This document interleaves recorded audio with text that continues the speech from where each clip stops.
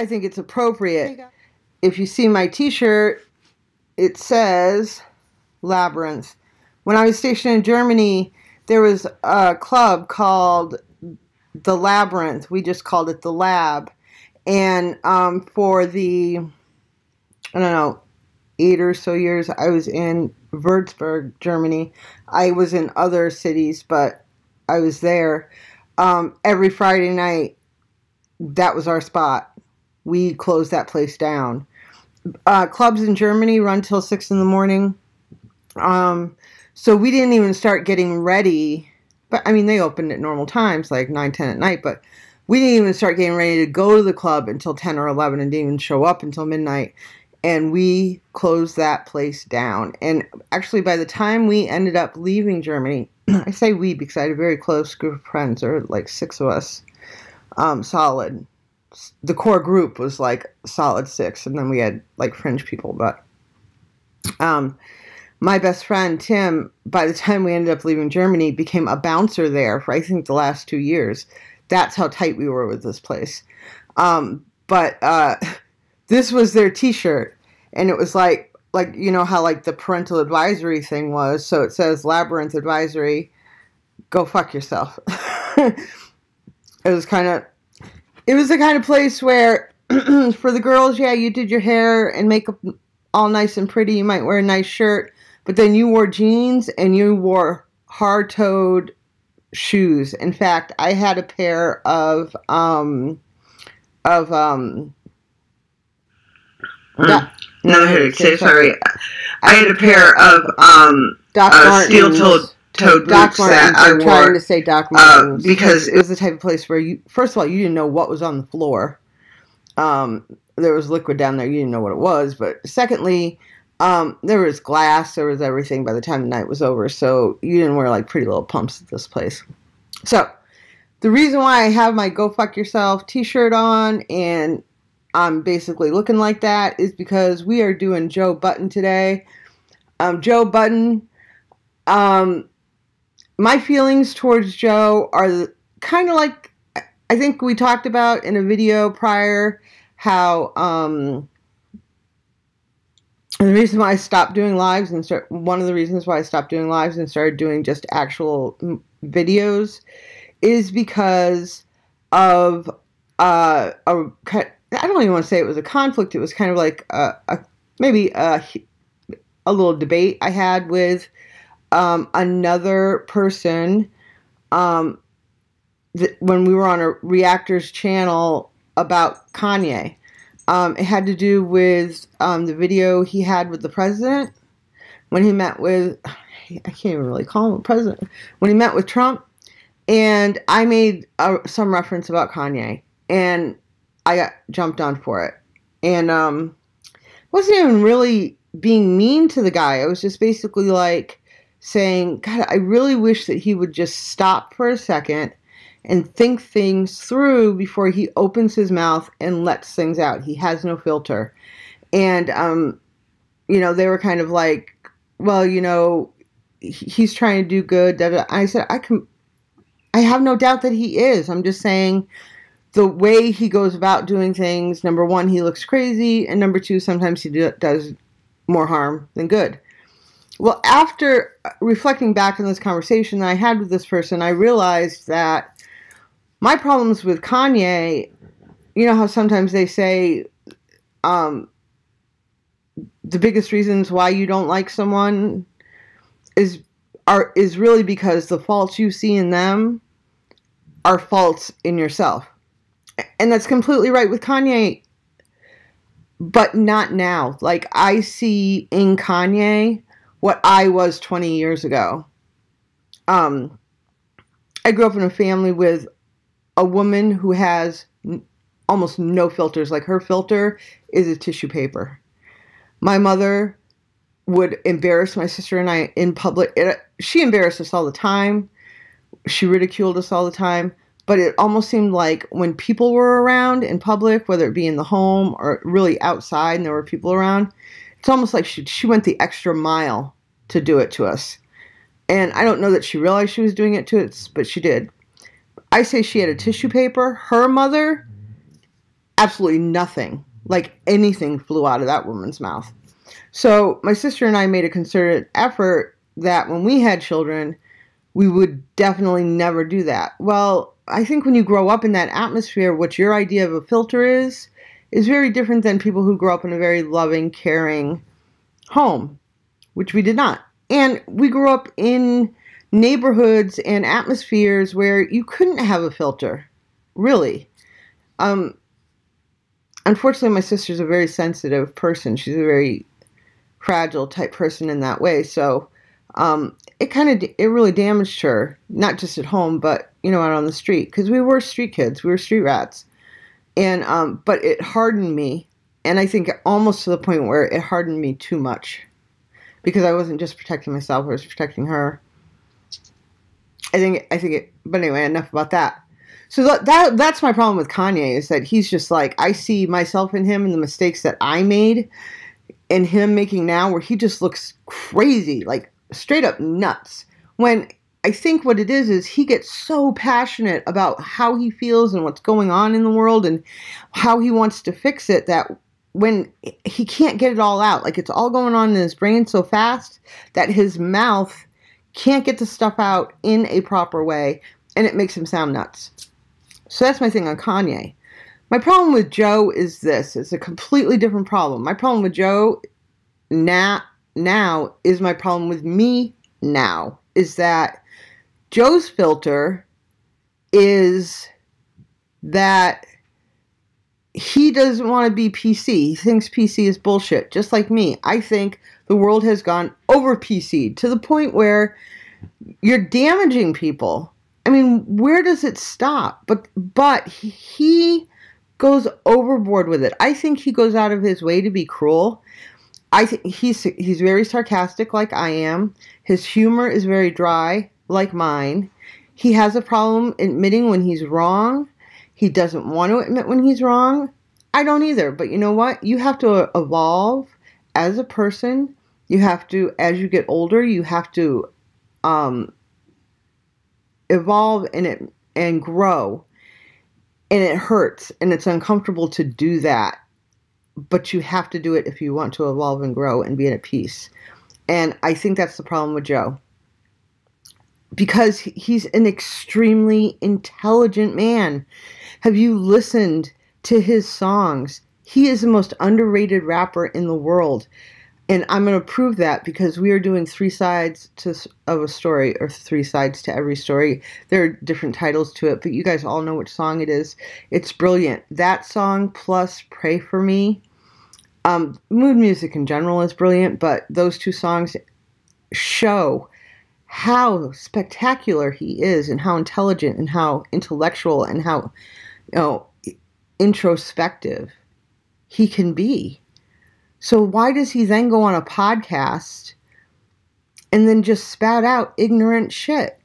And yes, Joe, I'm calling you out. It's ignorant shit, and you know it when you say it. So why do you do it?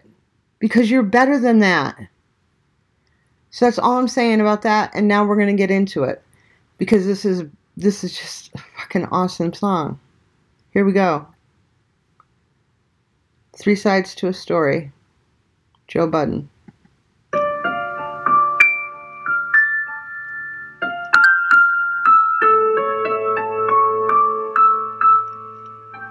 Yeah, people, this your boy Jump Off Joe Beezy, a.k.a. Regular Joe, b.k.a. that dude, Jersey Stand Up. We back. Shout out to all my dudes over there, hip-hop gang. Holla at your boy. Hi, haters. My name's Derek. I'm from Queens, right there in Merrick. Raised off honesty, loyalty, good marriage. Got a little sister and my pop just perished. And I just came home, so my freedom I really cherish. Young when they bagged me, 7 in the can is torture. And I just did that for manslaughter. Odds was against me, murder in the 2nd degree. Made it less cause I gave him a plea. After pass, now a dude home trying to clean up his past. But all niggas know me for us to pass. But my mind's always thinking how to pocket some cash. They know if something never sparked, they don't cock it and blast. Now I'm trying to live straight and get my act together. together. But my mom's struggling, she putting straps together. Long time ago when I wasn't home, she was cleaning my room. Cried when she found a gat in the dresser. No child to husband would have had that never. But with all the dirt I was doing, I felt like I had to protect her. I had to protect us. Instead of me selling crack forever, she rather me in the shop right getting bags together. Past endeavors won't allow me to get work, force me to get work.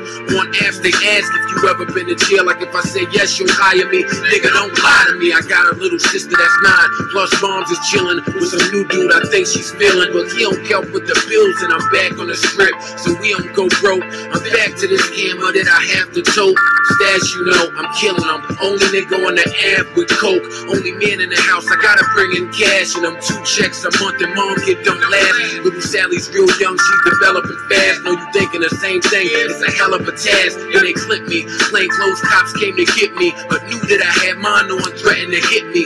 And I moved swiftly, said they had a warrant. They knew about it all, they said they had an informant. I'm back in the cage to sell, with the apes in jail. Now I'm back in this 8x12. See, I tried to live right, but society ain't made for niggas to live right.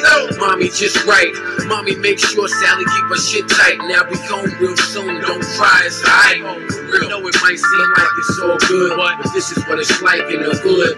What it's like, can I rep my set like you should? But this is what it's like in the hood. I know it might seem like it's all good, but this is what it's like in the hood. Can I rep my set like you should? But this is what it's like. What it's like. My name's Sally, and I'm from Queens. I'm not happy. Dad passed away. Mom remarried. Got a big bro, but he's in jail. Mom said for some things that he used to sell. And I'm always with stepdad. His name's Bo, and there's some things about him that my mom don't know. And he says if I tell that it won't be pretty, and I'm really scared of him. He's already hit me. He touches me places I don't like it. And I ain't talking about a hug or goodbye kiss. I mean touch me places that's private, and he don't just touch. He puts something inside it. He says the more he does that, I'll start to like it. He ain't over my mouth, so I'm quiet. Mom's only with him cause our money is low. I'm 16, but I'm shaped like a 20-year-old. And my mom's in love, so she makes excuses when she looks at me and sees scrapes and bruises. Why stepdaddy gotta take me through this? Help somebody, I'm getting raped, I can't do this. Nobody understands I'm weary, get goosebumps anytime a man come near me. Know how it feel to have a man use you for a cushion. All around moaning and pushing. You try to push him, he's getting bothered. You yell and you scream, but he starts going harder. Trust me, it's something you don't wanna be a part of, cause even when it's over, your life it'll scar ya. Visit my bro, he could tell I'm sad. Staring hard at my stomach, he could tell I'm fat. I can tell I'm mad, but stepdaddy touched me. Fuck me, you think that I could tell him that? Bro called the cops on him, could I tell him that? Yup, thought you'd agree, so I keep it all to me. Baby on the way, and I'm not working. And I know it's his, cause I used to be a virgin. Derek says if candle and wipe my tears. He don't know, this is what it's like for years, and it falls on deaf ears. Yeah, mommy, please come home. Please, mommy, don't leave us alone. Some secrets are hard to keep.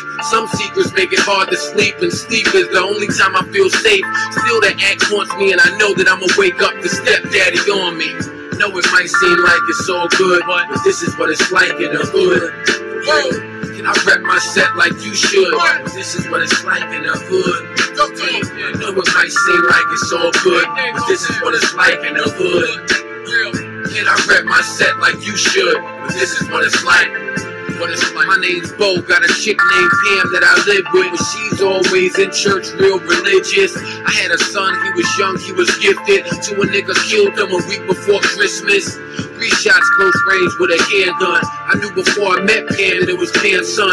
I knew when I pulled the mill out harder and went on a manhunt just to kill a father. Derek and my boy got a mutual friend that put me on doing what I gotta do for revenge. Derek's coming home now, and he's gonna get it, and I know he'll be looking for me with a biscuit. Not hard to find, got them texts in handy, and I'm in his house having sex with his family. I got his mom on the bed in the canopy, and I'm with his sister molesting a candy. Now we know it all. His friend probably told him, and you can't hide nothing in a hood so small. But then it came Sunday, Bo ain't have to work. Just humped on Sally, Pam's in church. Derek bust in, Bo just froze, white shit on his nose. Sally getting her clothes, screams, get ready for your funeral, Bo. And then he reached to his hip to let a few of them go. As he's packing, but Sally starts gasping, hole in her stomach. I guess she started having contractions. Both grabbed his, now they both got each gunning, both ignoring the seed that's coming. Now Sally's in the crossfire, screams out stop. Holes in the wall, now the scene's getting hot. Next 30 seconds on the scene is the cops. Yellow tape up, now the scene's getting blocked. Barricades up, yep, you already know, y'all. Ambulance there, street full of patrol cars. Cops on the megaphone, come down now. But it all calms down somehow. Bo comes out, hands showing, carrying his arms. Derek comes down, little Sally in his arms. Yep, nothing to say. She was hit by a straight up shots. The ricochet, cops take him away. And now some niggas miss him. But it wasn't the guns that killed Sally. Nah, it was the dumb niggas with him. When we gonna learn to treat our people sacred in some type of way, kid? We all related. When we gonna grow and get rid of the hatred? Cause this shit happens on a regular basis. This shit happens on a regular basis. This type of shit happens every day, kid. No, it might seem like it's all good, but this is what it's like in the hood. Yo, can I rep my set like you should? But this is what it's like in the hood. This is what it's like in the hood. It might seem like it's all good, but this is what it's like in the hood. Real, can I rep my set like you should? But this is what it's like. What it's like.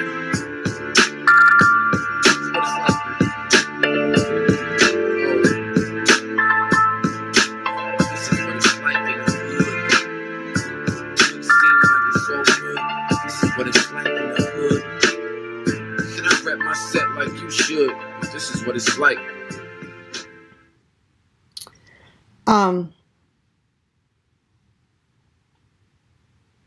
Yeah, that's definitely one of his best works. Just another little tidbit information. When I was 3, my parents divorced when I was a year old. My mom was 2 months pregnant for my sister. When I was 3, she got remarried to Satan. I call him Satan. He was just the most sadistic son of a bitch in the world. I mean, he really was. He beat us. He mentally, emotionally, psychologically just fucked with us. He really psychologically fucked with my sister the most. And I think the reason why is because I kept him away from her. I allowed him to sexually abuse me and told him to keep his fucking hands off her, you know, and he could have me because he wanted both of us. But I said, look, but because of that, he did some really sick shit to her with her mind. And she's never recovered, really. I mean, she just doesn't. But 10 years, yeah. 10 years we went through that. So the song's very personal to me. But can you see how brilliant he is, tying in all 3 stories in 3 different voices? I would really love to do Pray For Me. Because in Pray For Me, he actually changes the voice. If you guys have never heard Pray For Me, you really need to, or I'll do it. Put it down in the comments, and I'll do Pray For Me. Because if you don't know what the song's about, I don't want to ruin it for you. But it's another storytelling song. And I'm going to do another storytelling song today, by the way. Because I love rap songs. I love hip-hop songs and rappers who tell a story. One of my favorite songs of all time is... now I can't think of it. The other one I'm going to do today, so I don't want to name it. But the other one is J. Cole. False Prophets. I can't think of the name of the song. Anyway, so I'm going to edit all this out anyway, so it doesn't matter. But, so yeah, here we go. Joe Budden, at your best. So remember, maybe you need to do like they said in the Eminem song where the fan sent him the Marshall Mathers LP and said, listen to this and you'll remember what you used to be.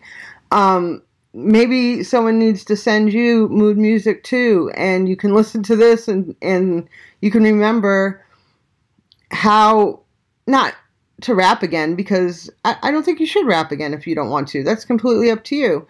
But remember how introspective and how brilliant and how just how smart you are, and you'll stop saying just some dumb ass shit on your podcast just to get a reaction or just to sound, I don't know.